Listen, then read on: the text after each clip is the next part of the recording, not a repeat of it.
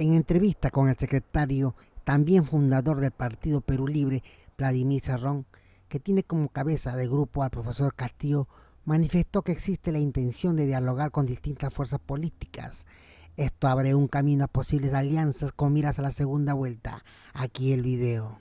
Sí, las urnas han hablado, claramente el señor Pedro Castillo pasa a la segunda vuelta, todo indica que su contendora será Keiko Fujimori. En realidad los dados se vuelven a echar, señores, quienes creen que hay, digamos, que la suerte está echada, que las cartas ya están sobre la mesa. En realidad esto recién va a empezar y seguramente tendrá una dinámica muy particular, además dada pues la naturaleza de las dos candidaturas que tenemos al frente. Vamos a comenzar hoy con Vladimir Cerrón, fundador de Perú Libre, secretario general del partido, de gobernador regional de Junín, por cierto, y claro, autor, en realidad, por lo que entiendo, del plan de gobierno que ha puesto sobre la mesa el candidato Pedro Castillo.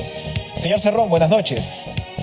Buenas noches, Enrique. Muchísimas gracias por esta oportunidad y saludo a todo el pueblo peruano que el día de hoy nos está viendo. Estoy a tus órdenes. Gracias por estar con nosotros. Cuéntenos primero, lo primero en términos estratégicos, estando usted al frente del Partido Perú Libre, ¿se puede adelantar qué tipo de convocatorias se van a realizar para tender puentes hacia otros colectivos y organizaciones políticas? Estamos hablando finalmente, si bien de una victoria importante la que ha tenido el candidato Castillo, una campaña meritoria, una campaña que sin duda ha calado en varias regiones, mientras probablemente los círculos mediáticos en Lima ni siquiera captaban el desarrollo de esta candidatura. Si bien ha ocurrido todo eso, estamos hablando finalmente de probablemente un 18% de votos válidos en esta primera vuelta. Esto incluso va todavía detrás de lo que han sido los ganadores de las primeras vueltas, que tuvieron igual que convencer a un número importante de electores. ¿Cómo van a hacer ustedes para, repito, tender puentes hacia otras agrupaciones políticas? Bueno, Enrique, vamos a nosotros a movilizarnos estos días mediante nuestro equipo de relaciones públicas para poder establecer conversatorios con las demás fuerzas políticas, independientemente de su arraigo ideológico, porque es la cultura que se debe crear en democracia, porque un solo partido es incapaz de resolver todas las necesidades y lógicamente algunos también tienen planteamientos del cual nosotros podemos aprender y si lo vemos viable podríamos inclusive aplicarlos. Por tanto, la única forma de no dejarse de llevar por una información de terceros es estableciendo una comunicación directa. Conversaremos con todos los que accedan a conversar con nosotros y nosotros estamos llanos a conversar con todos. Eso es en el primer flanco. Y en el segundo flanco, lo que tenemos que hacer es ampliar nuestra base a nivel popular, es decir, conversar nuevamente con el pueblo, ampliar nuevamente nuestro radio de acción, cohesionar y buscar organizaciones vivas, extramagisteriales, porque con esta primera hemos trabajado en esta etapa con mayor ahínco, pero buscaremos establecer pues comunicaciones con sectores o gremios agrícolas, de transportes, de cualquier cualidad para que podamos reforzar nuestra presencia en esta segunda vuelta. No necesariamente organizaciones políticas, entonces estamos hablando de sindicatos, asociaciones, ir más allá. Efectivamente, necesitamos hablar con ellos porque también pretendemos nosotros convocar una Asamblea Nacional Constituyente donde la mitad de los participantes debieran ser partidos políticos, pero la otra mitad debe estar compuesta con organizaciones populares vivas del país y que conjuntos podríamos hacer una nueva Carta Magna, un nuevo consenso, un nuevo contrato social. ¿Cómo se convoca esta constituyente, señor Cerrón? ¿Cuál va a ser el procedimiento constitucional, legal, para convocarla? Porque efectivamente ustedes están diciendo que la mitad de constituyentes no deben ser, digamos, elegidos precisamente en un referéndum con estas características. Bueno, si nosotros analizamos la Constitución de 1993, prácticamente ahí han querido quitarle toda la potestad a todos los niveles para que se pueda convocar a una asamblea constituyente y cambie esta constitución. Tal es así que el Congreso por sí solo no puede convocarlo, el Ejecutivo por sí solo no puede convocar tampoco una asamblea constituyente. Pero esto se llevó a consulta en el Tribunal Constitucional y dijo quien sí podía convocarlo mediante un referéndum, dando su aceptación o no, era el pueblo. En tal sentido, Por eso es que se recurre a que el Ejecutivo tenga, antes de convocar una asamblea, consultarle al pueblo peruano si está de acuerdo o no que se realice pues esta convocatoria magna. Si el pueblo en ese referéndum dice sí, entonces recién se convoca a la asamblea. Y lógicamente para eso también hay que contar con el Congreso de la República, como lo hizo Martín Vizcarra en su momento, y donde Perú Libre va a tener una bancada mayoritaria, como se está viendo hasta ahora, y también lograr un consenso con las demás fuerzas políticas, pero además no solamente el Parlamento oficial, sino el Parlamento extraoficial, que es el Parlamento popular, que también se manifestará y persuadirá al Congreso para que no sea una traba de nosotros convocar pues la Asamblea Constituyente. ¿Esta Asamblea Constituyente entonces operaría en paralelo con el Congreso recién elegido? Esto es lo que se está evaluando, porque se puede hacer paralelamente, como también se puede convertir en un Congreso Constituyente. De hecho, ya tuvimos una experiencia en los tiempos de antaño. Sin embargo, vamos a analizar dónde la correlación de fuerzas para nosotros convocarla en caso de llegar al gobierno y, lógicamente, sea del consenso mayoritario, que lógicamente nunca va a ser unánime. Por supuesto. La página 8 del plan de gobierno que usted firma, por cierto, define para entender lo que es el Partido Perú Libre y la candidatura, por ende, del señor Castillo. Perú Libre es una organización de izquierda socialista que reafirma su corriente ideológica, política y programática.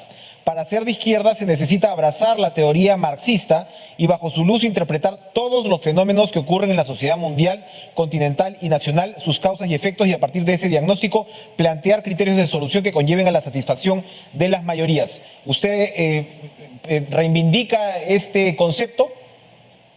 Sí, porque el Partido Perú Libre es un partido también mariateguista.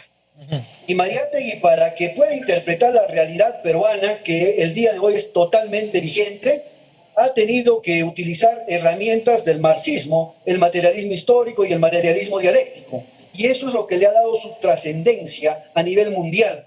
Lo mismo muchos pensadores científicos como Vygotsky y otros más, ¿no? El mismo Vallejo ha tenido que interpretar u orientar su poesía a ello. Y no es nada pues del otro mundo, no hay que tener miedo a ninguna corriente ideológica, no hay que tener miedo en abrir un libro de marxismo, porque lo único malo es más bien en no estudiarlos. Y así caemos o cometemos en el error de volvernos cajas de resonancia de lo que dice quizá el poder mediático o el poder que tenga mayor influencia o la ideología dominante en un sistema.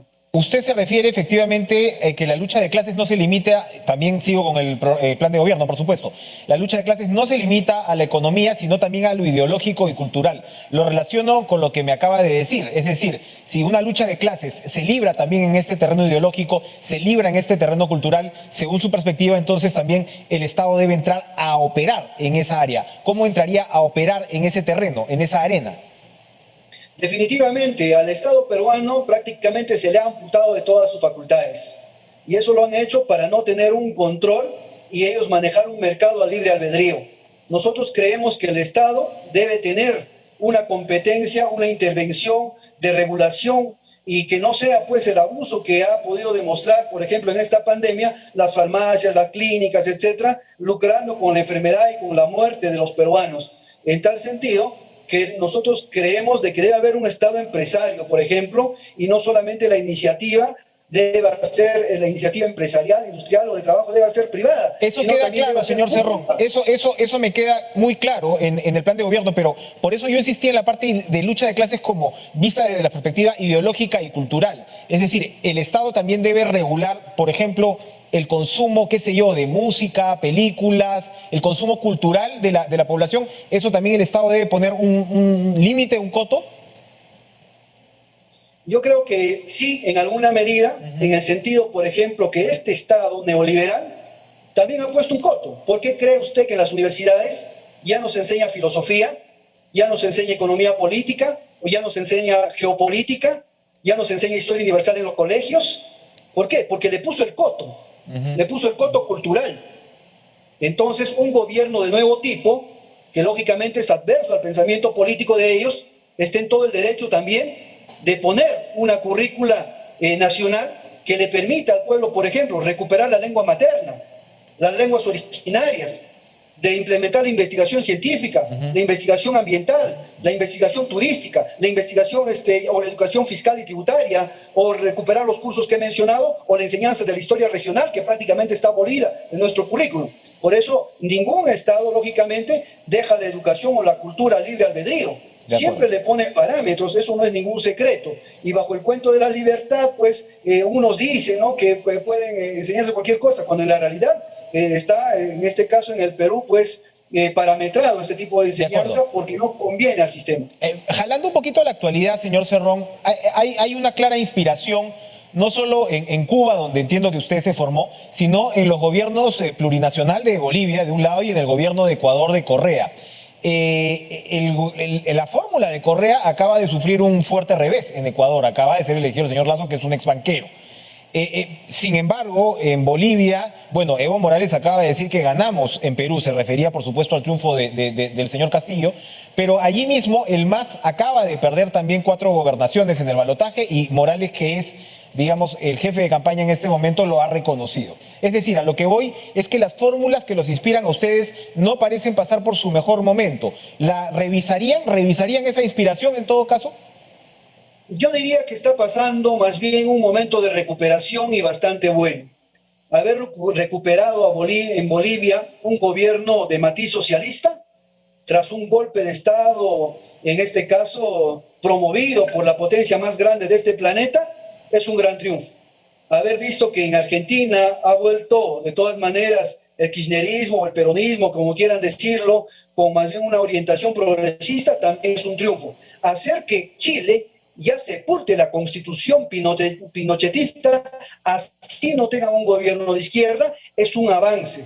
Y estoy seguro que en el año 2022 Brasil va a recuperar el gobierno con Lula. Tenemos también a un Venezuela con todos sus problemas que se mantiene, como dicen, en sus 13 y en su propia conducción política. Tenemos también a un México orientado hacia la izquierda, un Nicaragua, y más rato, no por cuestiones políticas del Grupo de Lima, etcétera, influenciados, rechacemos ahora a Cuba, que en 3 meses está sacando los millones de vacunas para que pueda resolver nuestro problema pandémico, que somos el país pionero en muertos.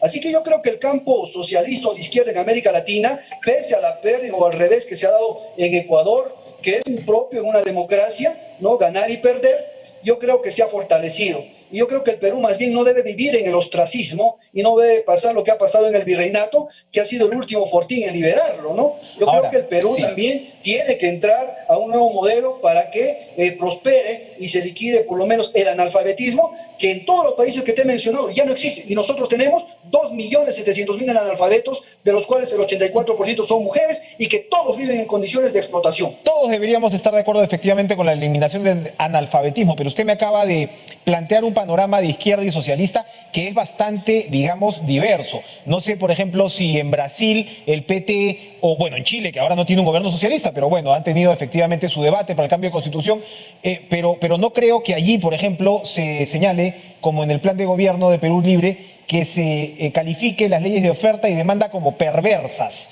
como ocurre en este texto. Por favor, elabore sobre la perversidad de la oferta y la demanda. Bueno, yo puedo decirte de que esas diferencias se van a ver en cada país, de acuerdo a su realidad. Y es por eso que la izquierda no aplica pues un dogma a pie juntillas. Y es por eso que Bolivia aplicando... Tenemos problemas, parece, con la comunicación. Argentina no se ha convertido en Venezuela. O nosotros, que hemos aplicado el neoliberalismo, no nos hemos convertido en un Estados Unidos. En tal sentido, yo creo de que cada país tiene su propia peculiaridad. Sin embargo, en el Perú sí es perversa porque la oferta y la demanda, sin ningún mecanismo de regulación, ha hecho posible de que tengamos, por ejemplo, esta cantidad de muertos. Hay clínicas que en Lima han cobrado $500,000 por atender a un paciente con COVID, independientemente si salga vivo o salga muerto. Y esto el Estado simplemente no puede hacer nada porque dice que es inconstitucional. Vemos que aquí las mineras, las gasíferas, las petroleras, las empresas de telecomunicaciones se llevan el 70 y el 80% de las utilidades y nosotros no podemos hacer nada porque simplemente es inconstitucional y tenemos un tribunal constitucional que avala todo este saqueo. Cuénteme para terminar, por favor, esta interesante conversación, ya en términos de posibilidades de alianzas. En lo que sí son organizaciones políticas que se han quedado atrás en estas elecciones, ¿ven posibilidades de acercamiento importante con Juntos por el Perú? Sí, yo creo que tenemos bastantes coincidencias, por ejemplo, el cambio de la constitución política o la reforma en dependencia de cómo está la correlación de fuerzas en el Parlamento. Y también tenemos algunos temas de carácter de reivindicación económica, reivindicación educativa, reivindicación sanitaria, de transporte, agricultura y también saneamiento, que son los 5 sectores que nosotros lo tenemos bastante estudiados para que pueda resolverse. Tenemos también diferencias, y eso es bueno que se tengan las diferencias, porque eso permite la polémica, el debate, y justamente de eso se trata, de hacer política. Yo creo que el día que no se discuta o no se tenga diferencias, habríamos fracasado o el hombre se hubiera quedado en antropoide. Si no hay contradicción, no hay avance, pero sí tenemos, en este caso, similitudes, y nosotros vamos a conversar. Es más, invitamos y le pedimos también que nos abran la puerta otras organizaciones políticas y vamos a hacer una nueva cultura democrática, que es el diálogo. Y es posible, como te decía, que nosotros aprendamos de algunas propuestas de ellos que también nosotros no lo hayamos advertido y la consideremos buenas en la ejecución, en bienestar del pueblo. Qué duda cabe que estamos de acuerdo en que no hay que tenerle miedo al debate y eso es lo que sin duda vamos a tener la ciudadanía que escuchar y recibir en estos casi 2 meses de campaña adicional que vamos a tener. Gracias, Vladimir Cerrón, fundador de Perú Libre, por... Tranquilo y con ideas claras, propuestas de conversar con los demás partidos para un gobierno con cambios que se propone. Esto se puso más interesante ahora con la llegada de la segunda vuelta, a estar atentos. Para más noticias ya te lo voy contando.